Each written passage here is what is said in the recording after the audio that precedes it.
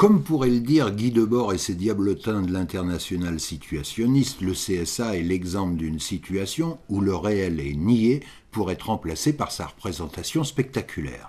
C'est ça le libéralisme, tout y est faux, les appels d'offres comme l'indépendance des tauliers. Bon, j'observe les têtes blondes et je les vois ronchonner, ils nous les brisent, l'ancien il avait parlé de sexe dans son générique et nous on attend du cul, c'est ce que vous voulez, embarquement immédiat. Marilus Skraburski est donc l'épouse de Michel Boyon, le boss de la CIA, du CSA. Marilus travaille dans une agence de relations publiques avec Anne Méot, chevalier de la Légion d'honneur, ancienne d'Assas et du GUD, puis du Parti des Forces Nouvelles, c'est-à-dire l'élite de l'extrême droite française. C'est mieux quand on le dit.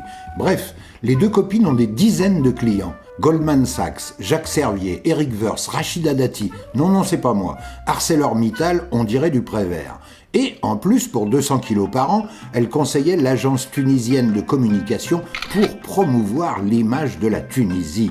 Pendant des années, Marilus organisait des voyages tout compris pour la presse française afin de lui faire constater que la dictature de Ben Ali était un exemple pour les droits de l'homme. Corruption de journaliste pendant 15 ans. Vous ne sentez pas comme une odeur de jasmin.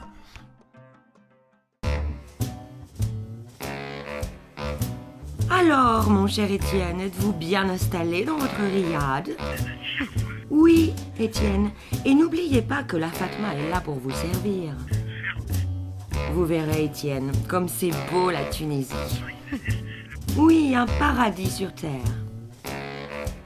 Bref, Lannes et Marilus ont conseillé pendant 15 ans l'État tunisien et il n'a fallu que 30 jours au peuple pour renverser un tyran de 30 ans. Les deux femmes n'ont donc rien vu venir. Elles doivent potasser leur dossier sur la plage de Saint-Tropez. Et comme si une telle catastrophe industrielle et humaine ne suffisait pas, figurait parmi leurs clients notre ministre de la Guerre Michel Alliot-Marie. Mais si, souvenez-vous, à la tribune de l'Assemblée, c'était elle qui voulait envoyer nos gendarmes pour rétablir l'ordre et protéger les avoirs de sa famille. Disons que sur le dossier Tunisie, on leur colle un 0 avec 3 points.